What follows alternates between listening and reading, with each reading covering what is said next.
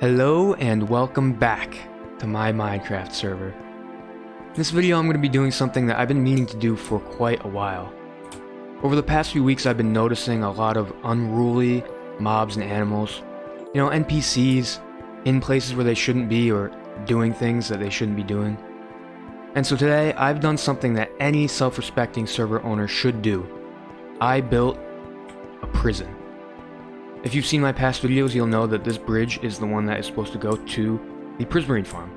As you can see, it's not complete, but just over there, I have my render distance very low, but just over that way, there is the Prismarine farm, and we just have to figure out a way to get it a few more blocks and then turn it 90 degrees to get it to the farm.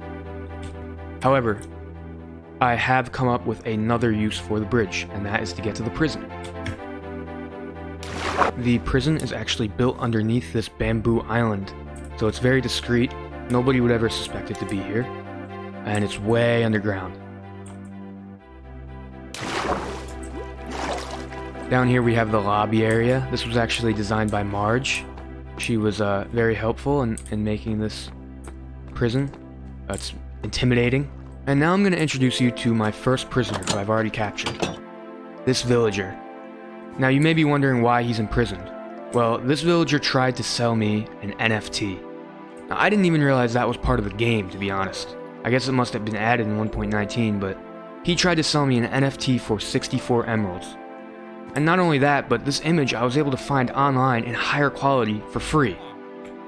So it was all kinds of messed up, but I told him, you know what, I won't give you any consequences if, you just back off, I'm not interested. But he just kept going at me, he told me that it would appreciate in value. And when he said that, I was like, alright buddy, you're going in the slammer. And so here he is. So you can see I have a nice little solitary confinement for him where he'll be spending eternity. But there is one forgiving thing about this prison, this one policy we have, where we never want our patrons to forget who they are. We want our prisoners to always remember their identity while they're here. That's very important to us. So I brought this name tag. Alright, let's see. Prisoner number 1. Alright. Well, I hope you enjoy your stay, sir.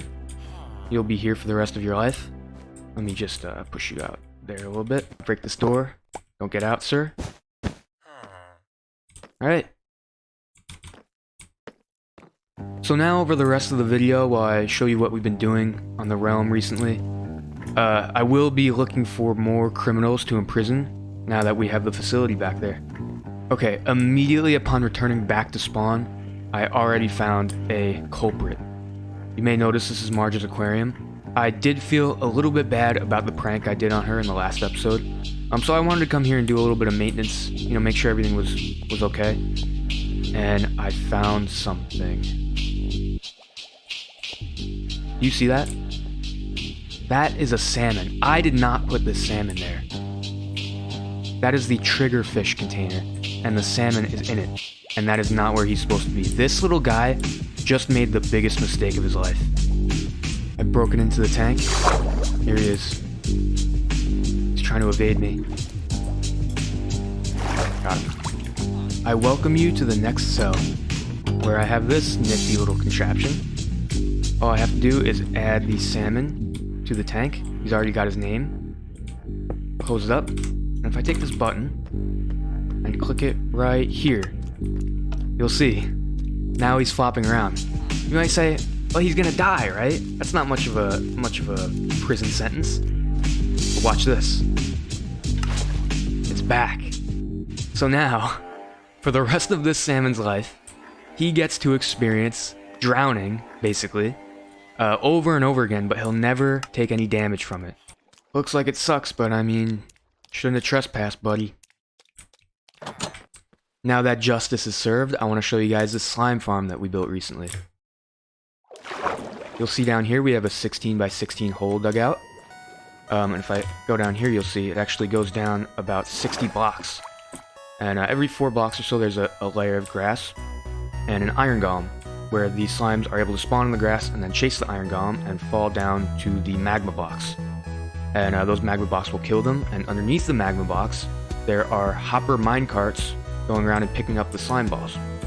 Now, actually, Shane was the one who built the farm itself, but as you guys know about me, I like to lay pipe in Minecraft. So, I built a pipe, which pipes all of the materials up from the bottom into this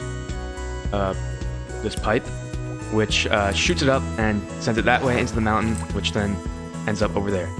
Just to show you how confident I am in the design, I'm going to throw a whole half stack of diamonds into the system. And you'll see the diamonds are going up the chute and shooting up and out of the shaft. Now up here, the diamonds are intercepted by the hoppers and they're sent that way. And perhaps the coolest part of this design, although it is a bit laggy, is that you get to watch the slime balls, or in this case diamonds, slide down these honey blocks into some more water and then eventually into these chests. Next, I want to show you guys this village that we've been working on. Out across the water, you can see we have this cool wall that Shane built. Pretty complex looking. We still have some terraforming to do, but it's definitely looking pretty good. And up here, in the middle of the village, we have this castle. Now, there's a really cool story about this castle. I actually built and designed this 2 years ago on a different server. It was actually during quarantine that I did all that, and we decided, you know what, it did not get enough appreciation on that server, and we do have a lot of space in the middle of this village, so we said, you know what, let's recreate it in this world, and I think it looks really good. Now, on the inside, it does not look as good. That's just because it's not finished. But the plan is to have a bunch of beds in here, and this is actually where all the villagers will live.